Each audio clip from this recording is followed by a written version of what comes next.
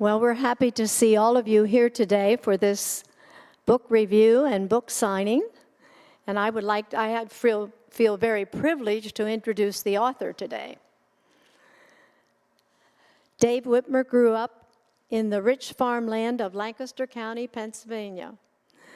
And after college, he worked in mental health, but turned to seminary and pastoral ministry. An entrepreneur by God's design. Dave restarted and founded several congregations, prayer fellowships, and pastor networks. And he also helped to launch the Prince Street Cafe in Lancaster City and has coached business leaders. Dave now lives in Florida, and he was blessed with 39 years of marriage to Carol, who was a first-grade teacher and children's author before her death from cancer. He is now blessed again in his marriage to Joy. He enjoys 2 married daughters and 8 grandchildren. Dave's hobbies include photography, traveling, reading, jazz, and a good conversation over coffee. And I like that, Dave. His 8 books include In Spirit Revolution, The Art of Transformative Encouragement. Also wrote Retirement Radicals, and the recent award-winning novel, Then Comes Evening. At our event today, Dave will describe the journey a story takes from true life events toward a readable novel. And I'm anxious to hear about that. He's also the son of Miriam Witmer, who is a resident here on Landis Homes campus. And if Dave will allow me to add just a little bit of my own resume, I remember him as a 5th and 6th student at Crable Mennonite School. I was finishing my college at Millersville, and his full-time teacher also taught consumer arts or home ec or something to the older students, the 8th grade students, so they needed me to come in, or a teacher to come in, and teach language arts and I believe social studies and literature. And I really enjoy remembering Dave. I think you were in 5th grade, and it was the 5th and 6th grade class. Dave, welcome. We're so happy to have you.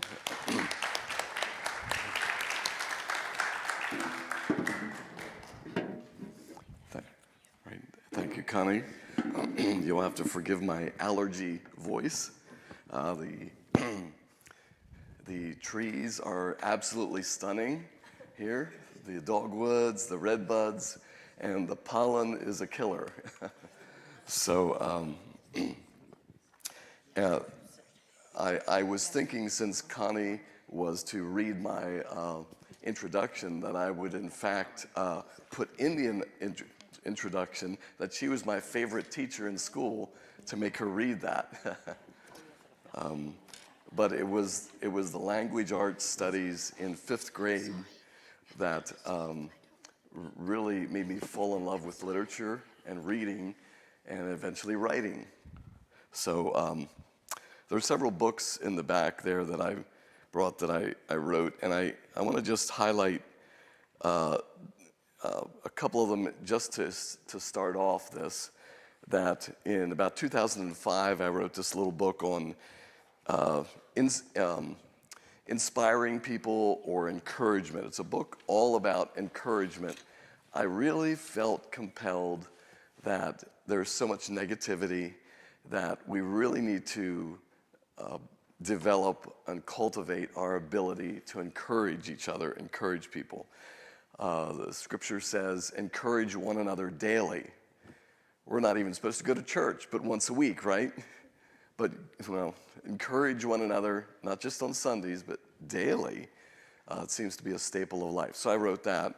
And then in 2013, while I was on sabbatical, I really felt compelled to write something for the tens of thousands of baby boomers who are retiring now and trying to figure out what to do next in their post-career life And the literature out there was mostly alerting us that, hey, a lot of people are retiring and they shouldn't just sit back and play bingo or something. They should really use the life experiences that they have.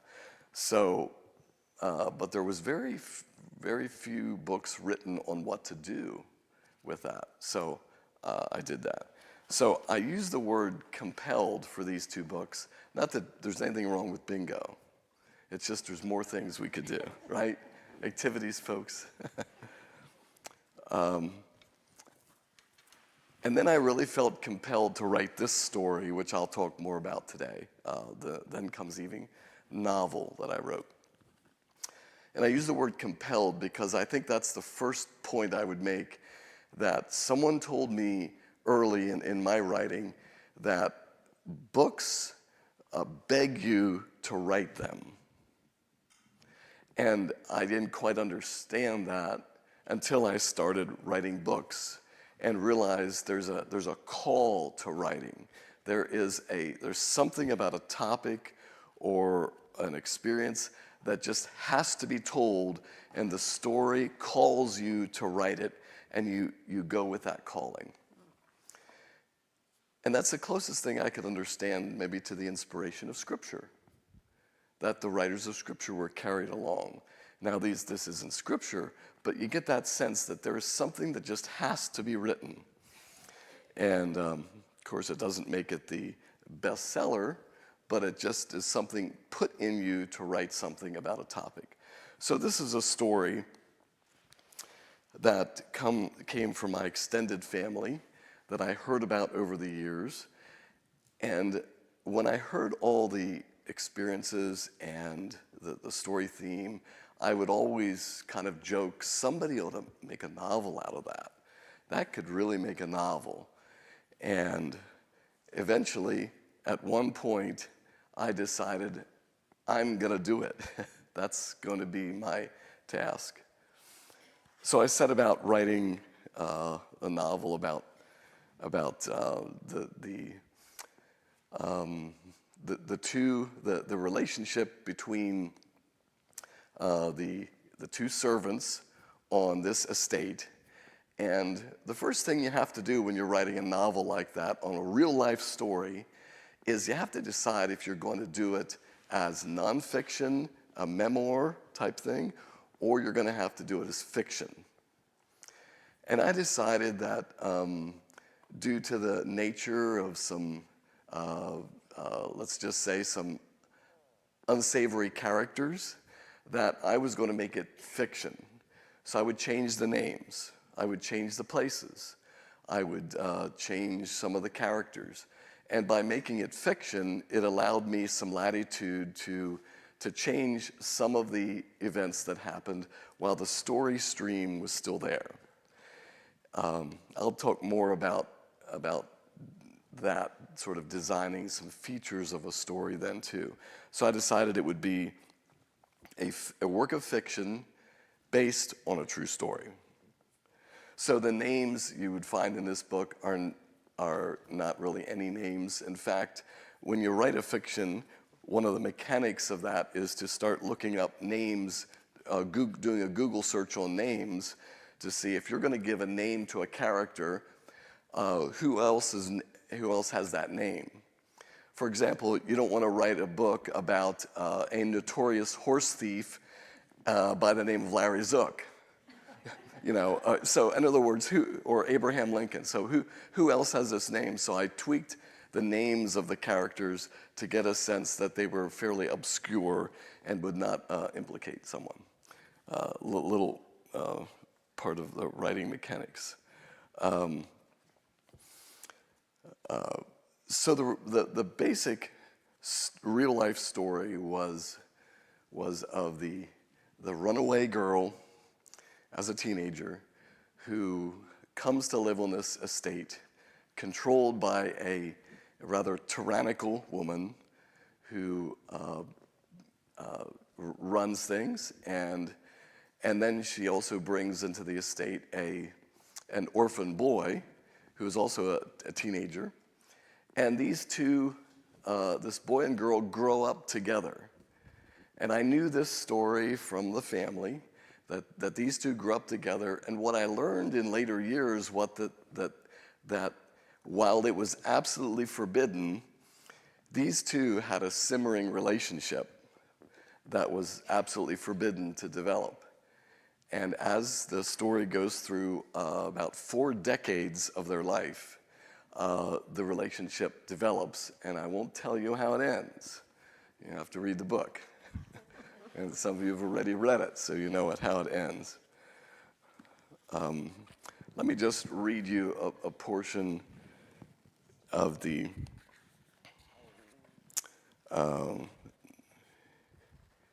sort of the beginning of the story when Graham when Graham meets Ellie for the first time.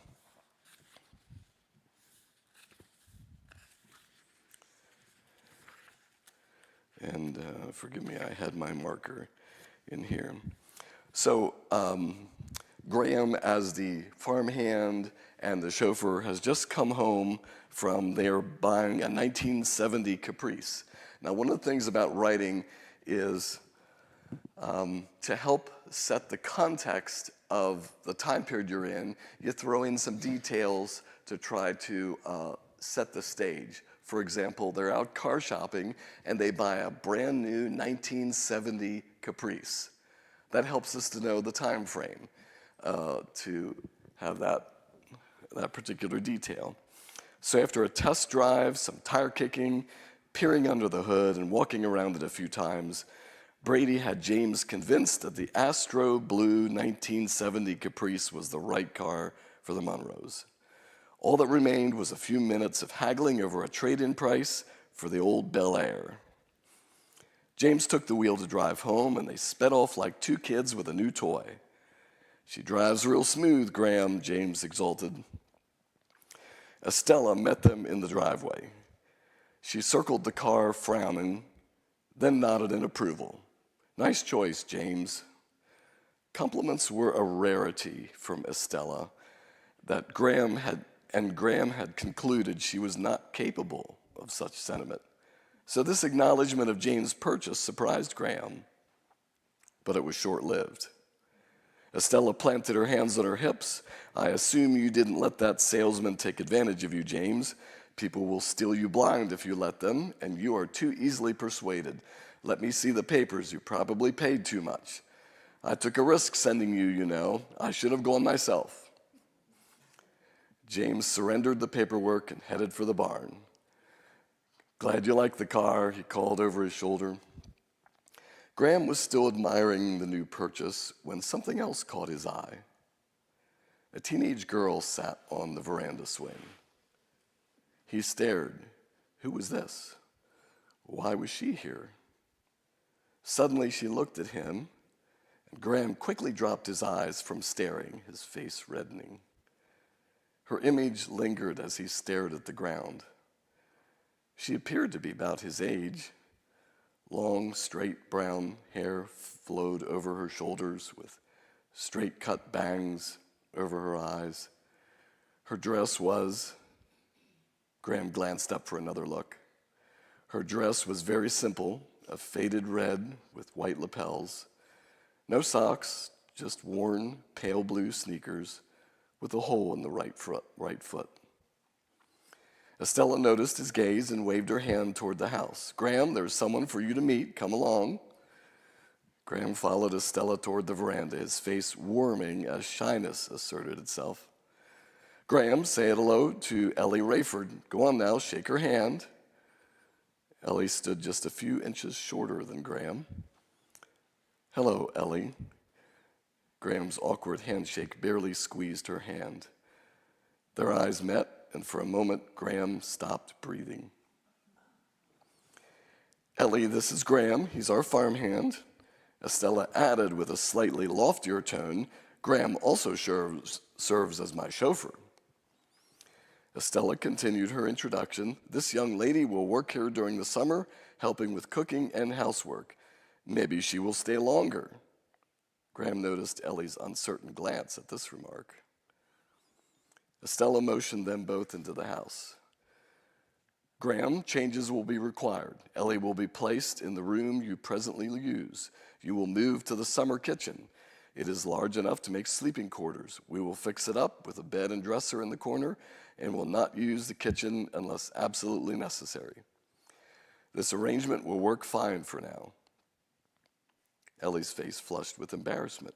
Mrs. Munro, I don't mean to take someone's room from them. I'm used to sleeping in a small space with my 4 older sisters. Isn't there another room in the house? Seems to have so many. Ellie turned to Graham. I'm sorry. Graham's shyness prevented nothing more than a barely audible mumble. It's okay, no problem. A girl had never apologized to him before, and the gesture unnerved him. Ellie read Graham's muted response as displeasure. Mrs. Munro, let me sleep in the kitchen room. I don't want any trouble. Her eyes darted Graham's way, looking for signs of the anger she expected. It really is okay, Graham said. The wallpaper in that bedroom has pink roses, and I prefer zebra stripes. Graham grinned at Ellie, not from feeling at ease with her, but from the momentary pleasure of having spontaneous humor. Ellie returned the grin. Pink roses, huh? Too girly for you? Estella interrupted.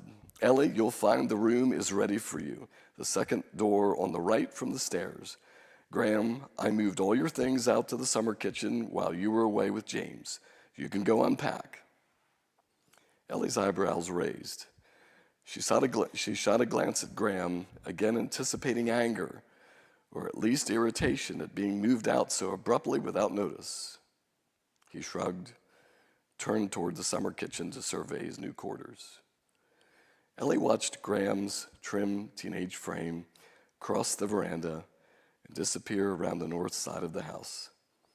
Her reflexes expected a temper, and she felt intrigued to encounter a man who had none. Anyway, that's Ellie and Graham meeting for the first time, and the rest of the book unfolds this relationship. Since this book, since the story starts in the 1960s and goes for about 4 decades, it meant that in writing such a story, I needed to make a full timeline chart.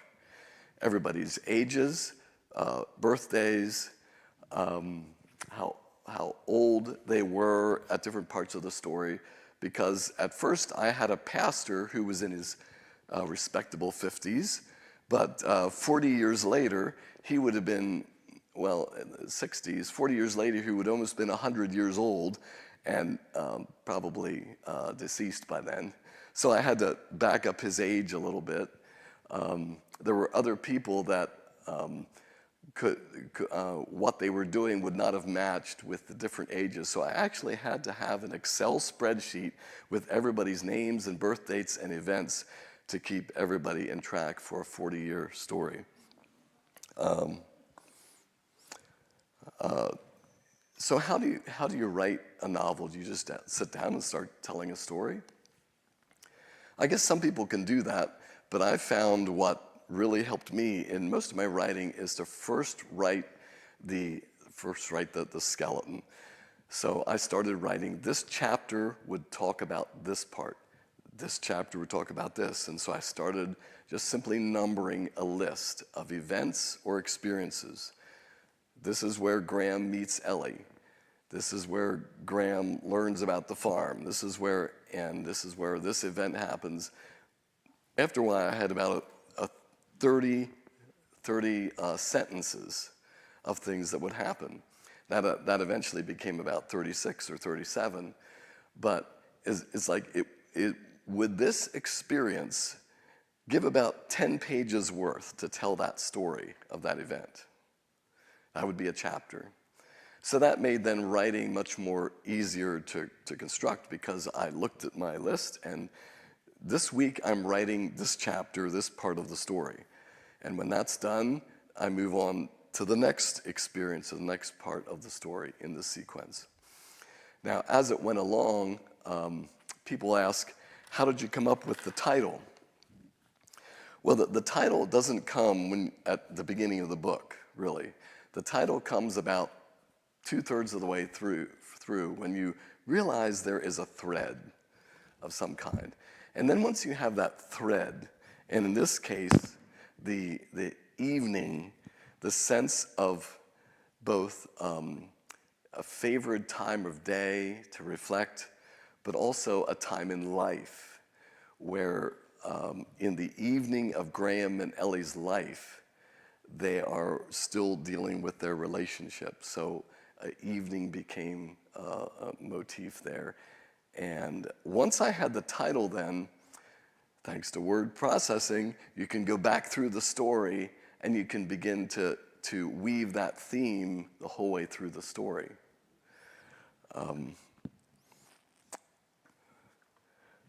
As far as a work rhythm, since I had my outline of the story, I tried to do steady writing every day, just every day. And some days the story just flowed and I was done with a chapter draft for my wife Carol at the time to read, and she would put it down and say, "What's next?"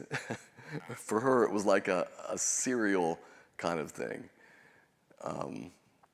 And other days it was a little bit of a struggle. It just wasn't satisfying. Sometimes I would write 2 chapters a week because the storyline just flowed. But I wrote every day. So that gave me about 6 months of writing to get the whole story written. Once the whole excuse me. Once the whole story was written, then you go back and you write it over again. Every sentence gets rewritten, virtually every sentence. You see Ellie saying, "I'm so tired," she said. Well, that doesn't work. "I'm so tired," she sighed. So that you begin to just craft the art of verbs. It's not the dog didn't run, it scampered. And so every sentence got scrutinized for verbs, for descriptive language, and so you almost rewrite the book a second time. The third time, and that took another quite a bit of time. The third time through then is more copywriting review, getting all those typos, all those missed words, and getting proofreaders to read it and reread it. And for any of you who read this book, you will still find typos, even though it has been proofread by professionals multiple times. And they tell me, don't worry, there's not a book out there that does not have a typo that the brain just does not see. We just read through it. The other thing that emerges in writing a novel is not only the title, but how it ends. Where does it go? How does it end? And it wasn't till about 3/4 of the way through that I got an epiphany of how this story would conclude, the final pages. And so I wrote the last chapter and then came back and worked on the story in between. And that's how it went for me. I just thought here would be another fun example of, let's see. The example of crafting the words. After you have the story, the first thing you do is just get the 300 pages of the story down. Then go back and craft the sentences. But Graham is attempting to console another character, Julia, who has been sort of slandered in her reputation. And at one point, he kisses her. But you can't just say, Graham kisses Julia. I mean, that's what happened, but that's not how you say it. You are no tramp, Julia, Graham said firmly. You told me the real story, and I kept it to myself. Do you know where this crazy rumor is coming from? Julia shook her head. I don't know, but I'm going to track it down, starting with Garrett. Garrett was her library employer. You know me, and I love to research. I have several very nice letters from Philip's wife to prove that the relationship was mutual with both of them. Ellie watched Graham take Julia's hands in his. His voice was gentle. I'm so sorry, but I believe what you told me about you and Philip. You are not the kind of person to wreck a marriage. Oh no, he's going to kiss her, Ellie thought. And she was right. That's how you write about a boy kissing a girl.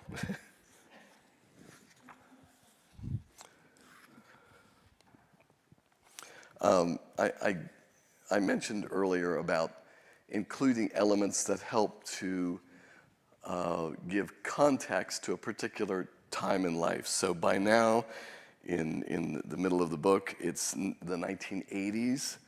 So for example, the family is together and they're talking about the amazing new Apple computer called Macintosh. This amazing new computer was the talk of the birthday party, spurred on by the ad in the early 1984 rollout. Paul bought one and was an enthusiastic fan. This thing even has a built-in floppy disk drive to run a startup program. The tiny 3.5-inch disk can hold a whopping 400K. It has a 128K operating memory, and I hear they will expand it to a colossal 512K later this year. The 69 Apollo moon rocket computer had only 2K of memory. Will was more interested in the two astronauts that had just made the first untethered spacewalk from the Challenger space shuttle. Johnny, on the other hand, wanted everyone's opinion on whether Walter Mondale could beat Ronald Reagan in '84. He wondered what commentary James would have if he were here. There was a long silence. Then Will said, "That's exactly what James would say," and they all laughed in agreement. So things like that to help give a context to what they're experiencing.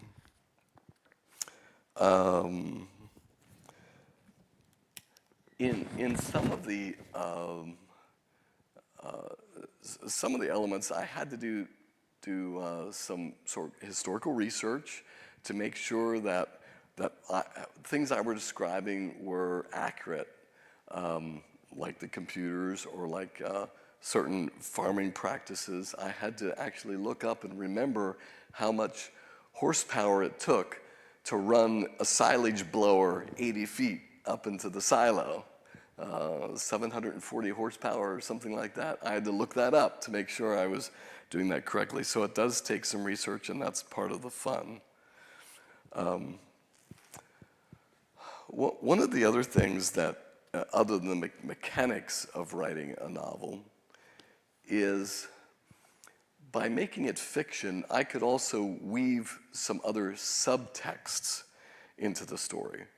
And what I mean by subtext is, you have the young orphan and the sort of the runaway girl who are now working on the farm side by side, building this relationship, which is absolutely forbidden. But a subtext was that they were also discovering faith. They were not in a context of faith. They didn't go to church. And so there are other characters that they meet which start talking to them about God. There are several deaths in the story, and a death means a funeral, and a funeral means a sermon. So guess what? You can write a few lines in there as the pastor gives his sermon in the events of the funeral, which gets Graham and Ellie thinking. There's a particular character in Florida that is sort of developed as a main character to be presenting faith to Graham. And so the subtext is that they're also finding faith. My hope with a book like this is that believers will enjoy it and will be moved by the story. You know, you won't be able to put it down, of course.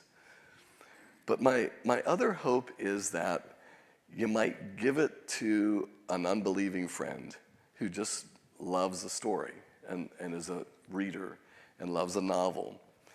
And they might find themselves identifying with the journey and the questions toward faith in a way that they wouldn't hear from a sermon preached at them, but they would overhear it in the story. So that's another subtext. So that gets to the point of why write a book? Okay, it's compelling. Why write a book? Well, it's not really to air the dirty laundry of an extended family story.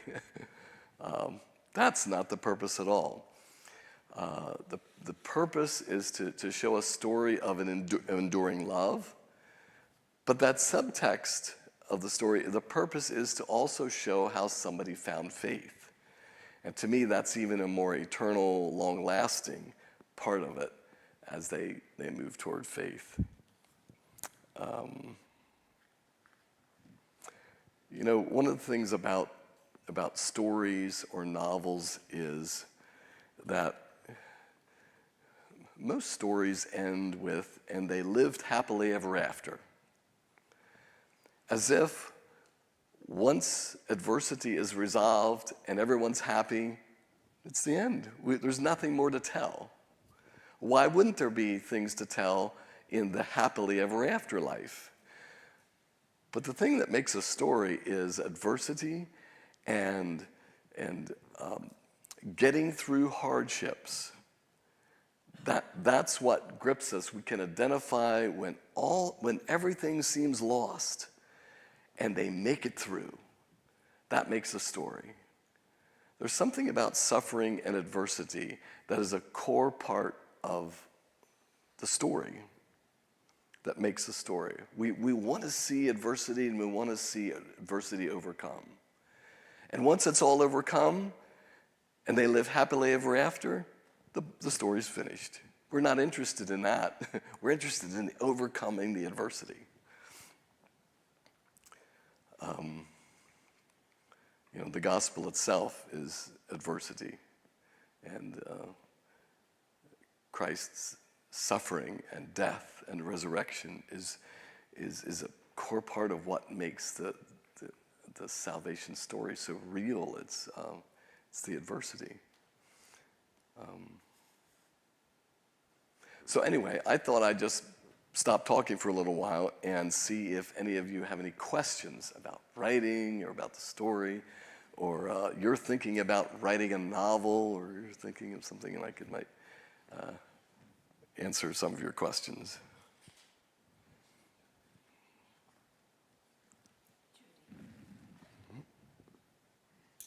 So this was your first novel, right? That was my first novel. And I understand that it got some really recognition. Could you talk about that? The award that it won, yeah. It was already published, but the manuscript was submitted to the Reader's Choice Awards, the International Reader's Choice Awards, and sure enough, it won bronze. I'll take bronze for Christian romance, I think was the category. That was in 2020, and COVID hit. And so the awards ceremony in Miami, which is not that far from where we live, was great, but there was no ceremony in 2020 or 2021. So it was November of 2022 that we went to Miami and it was recognized there. So I was grateful for that acknowledgement.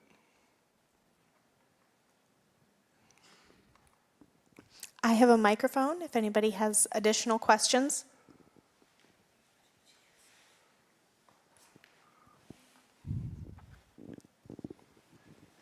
Does the writing of real events that happen in a chronological order, of course, if you write those, does it make it easier to write a novel? Does the spin-off become easier? Is it easier to write a novel because of real life events? Yes.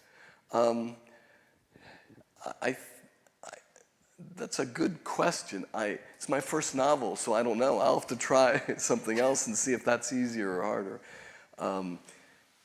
There was definitely a storyline that I could build on.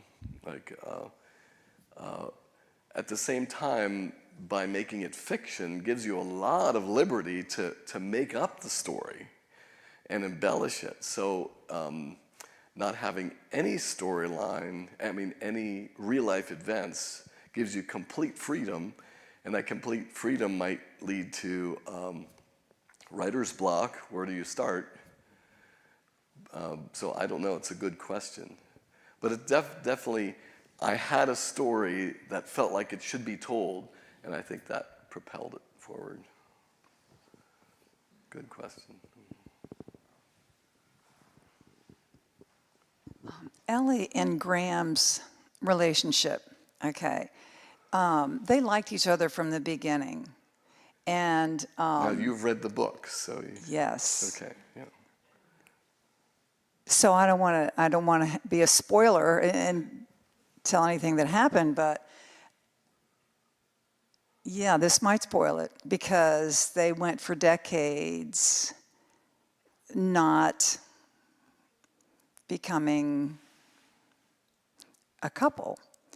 And I don't know whether it's my personality that's much more independent and you're not going to tell me what to do. But Vernon, for one, could identify with their feelings of not being worthy and everything. Mm-hmm.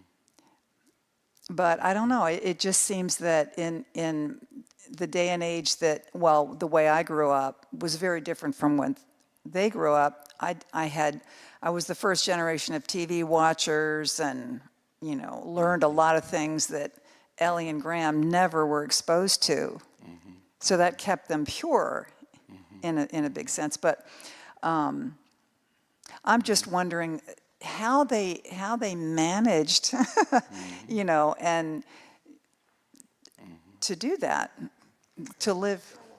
Yeah. What was your comment? I just said it was a Stella. Yeah. Well,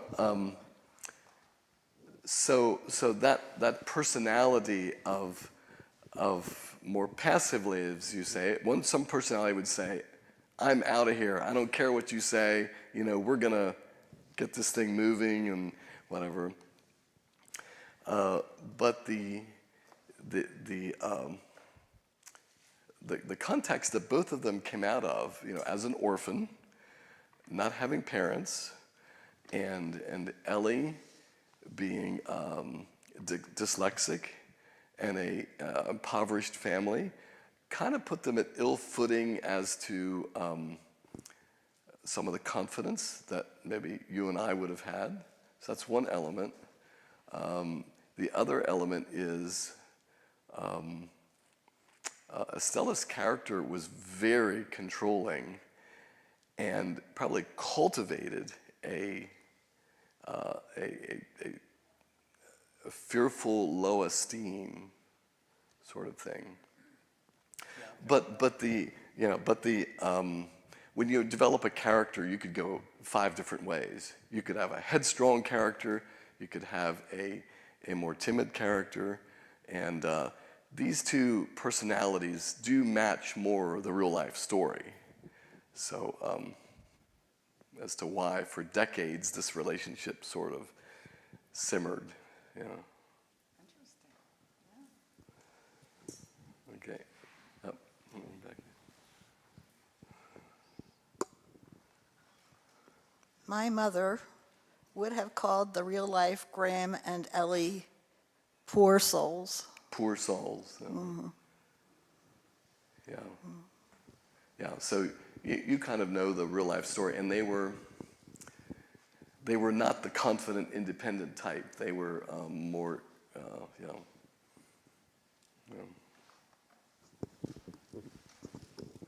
I was just going to say also the financial piece that she made them so that they were financially dependent on her and there was no way they could make a living, or I don't remember how it was anymore, but maybe you want to say more about that too. Yeah, there was, controlling people use fear often, and so there was the fear of being destitute if she turned them out, that kind of thing. But that is a typical response of reading this story, like, why didn't they just rise up and do something? Well, sometimes they do, and in this case, the real life story was they didn't. Up here.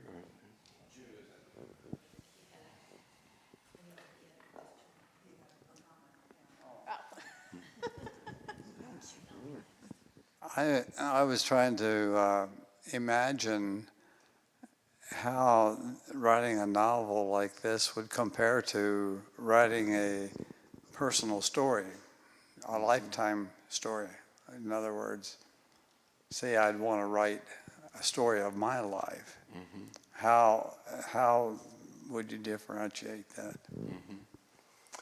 Yeah, I know of people that have written their own personal stories, and where there was conflict, like family conflict, or relationships that were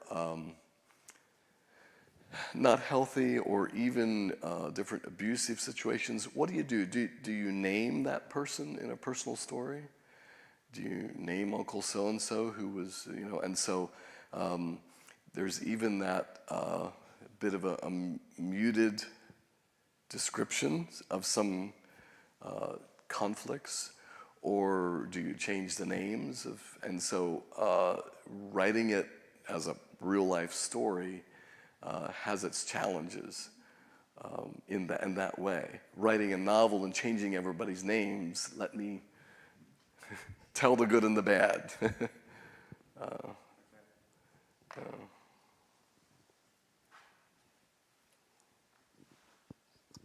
Have you considered writing your own story? And also, having met your dad years ago, he probably would have been very proud. Did you think of that? And do you have any comments on that? Because had he seen any of your books? He has. The book on inspiration is actually dedicated to him as probably the most inspiring person in my life. So he's aware of that. This novel was published just before he passed. So he wasn't able to read it in the condition he was. In fact, I mentioned that my late wife was one of my main first proofreaders. She would read the chapter, made some suggestions, and read through it. And I was pleased that it was published about a month before her passing, that she got to see the finished project. But he died 4 days later after her death, and was not in a condition to read it. Your other question was my life story? Well, my wife's been encouraging me on that, so guess what? I have my outline of 70 life experiences from when I was young, and I'm working on the outline that would have been the beginning of this book.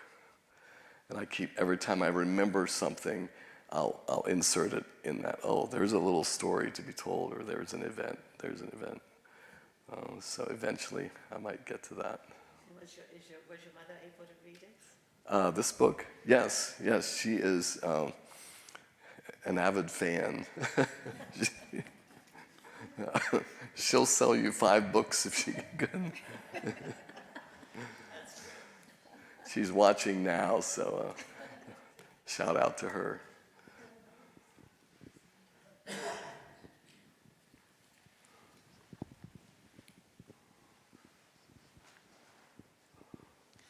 My question is more the nuts and bolts of publishing a book. Where do you get professional proofreaders? Did you go the route of a publishing company, or did you go the route of self-publishing? Like, how do you get an agent? Is there expense involved? All those kind of questions. Right, yeah, it's a good question. This book was self-published by Zulon Press. Zulon Press is a large Christian publishing group. Printing and publishing has dramatically changed with technology, such that this book, when you order it on Amazon or online, it's actually printed on demand. So I don't have a box of 2,000 books that I had to buy and store in my garage and hope to sell them. They call it print on demand. You order a book and they publish it and turn it around. So on Amazon you'll see 1 copy left. That doesn't mean that it's sold out, it just means it's print on demand. I don't have an agent to sell books. You can do that. As far as proofreaders, back to the publishing. So Zulon, for example, has a publishing package, like cover art, design. I'm trying to think what else is included. Pardon? Yes, layout, font, all that. The Library of Congress, dedication, various things like that. They do all that work. They put it on Amazon, Barnes and Nobles, and so on like that. And you do pay for that service. You do pay to print it, and then you get an author's discount from them. But so the industry has changed. It used to be that you had to work really hard to get a publishing house to publish your books. Now most people self-publish because the quality is so good and it's so accessible for authors like us to write, and really quality cover art and that sort of thing, cover design, that the big publishers just simply let the self-publishers write books and then they watch it. And if there's something good, then they'll pick up on it, rather than giving a contract to something that may or may not sell or whatever. So it's really changed the industry as far as, so self-publishing used to be called vanity publishing, where you didn't bother with the publishers, you kind of did your own thing. But now it's actually the opposite. It's the industry standard because of the quality, and then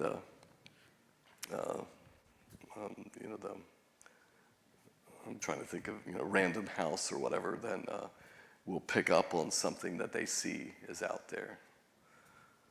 Does that answer some of your questions? And people ask me, well, who designed the cover art? Did you do that? Who is she? Is she your cousin or something? No, you submit ideas to the publisher, and then they come back with art, and then you say, there's too much lipstick or whatever, it wouldn't fit the character, and so you go back and forth until you say, yeah, that's right. It looks like sort of parchment, and it has a nice warm colors, and I don't know. You come to an agreement with the artist.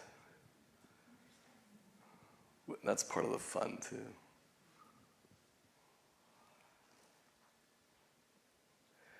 Have any of you written a novel or a book? Okay, right? Yeah. Did you feel sort of a compelling that it just needed to be told? Yeah. So how many of you feel that you have a story that just somebody will write? I think a lot of authors, I'm Idella Otto. I think a lot of authors draw from their life experiences, even if it is fiction. Yes. And like you, I chose fiction because I was protecting certain Yes. people and myself. And so for years, people would say, when are you going to write the story? Okay. And eventually, my husband said, now, write it. Good for you. And he was my first proofreader Yeah. because he knew the story. Okay.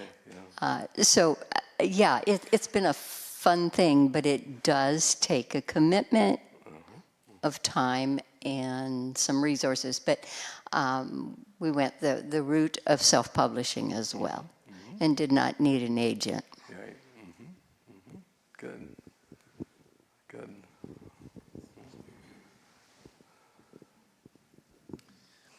Do you have any comments or any comparison of writing your story versus telling your story? And I know that in our day we're far from the oral tradition.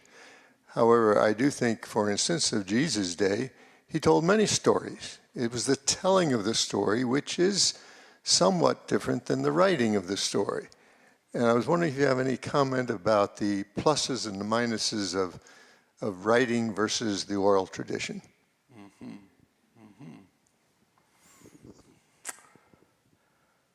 That's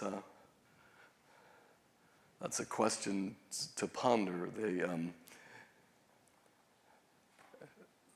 There is something about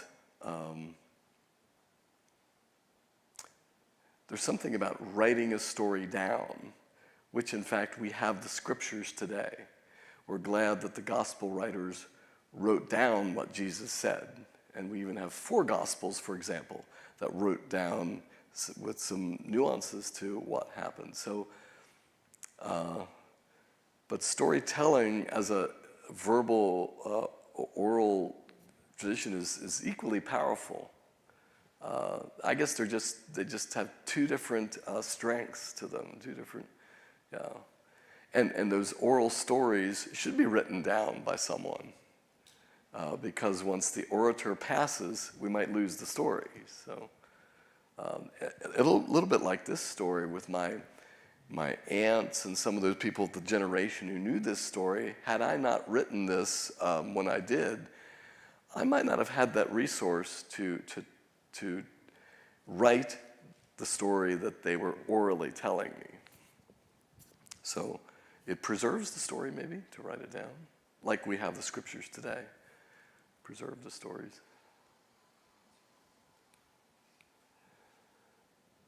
It's a good question, you know. Maybe to hone it in a little closer would be to compare the writing of an autobiography versus someone writing your biography. Yes, okay. That might be a more precise comparison. And there probably are pluses and minuses. Yes, telling your own story versus someone writing about you.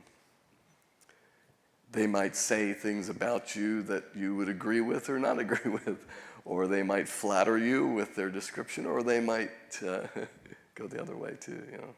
And here comes the microphone. When you write your autobiography, may you use real names for people? Some autobiographical writers say at the beginning that names have been changed to protect identities. And the fact is, if anybody knows you and all you do is change a name, they still know who you're talking about. It doesn't take too much research to put facts together to identify someone. So, but But that's been done, names being changed.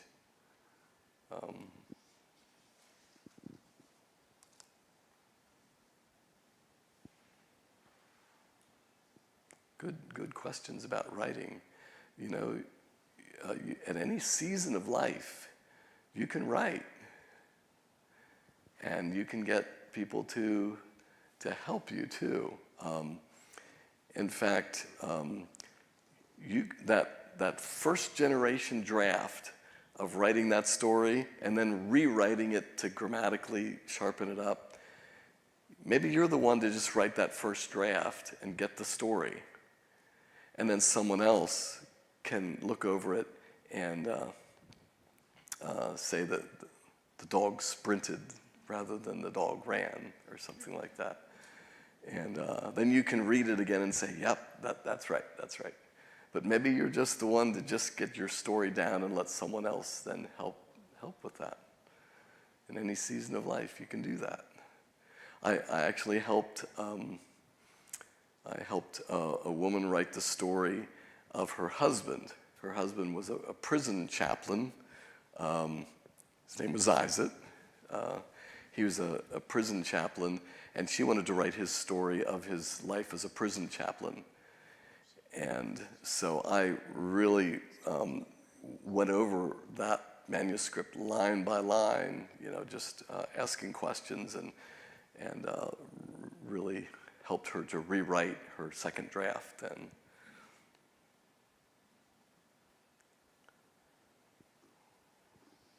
So there are people to help. Proofreaders, professional proofreaders.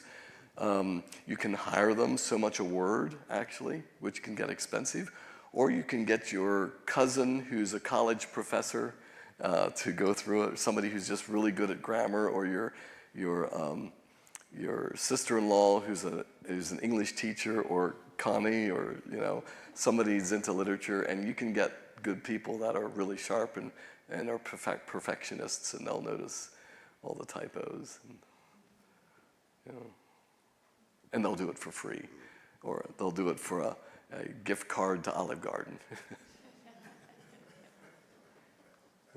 Well, like one more question maybe, and then we'll. Okay.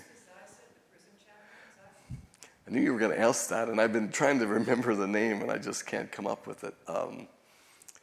He's now pastor at Uniontown Mennonite Church.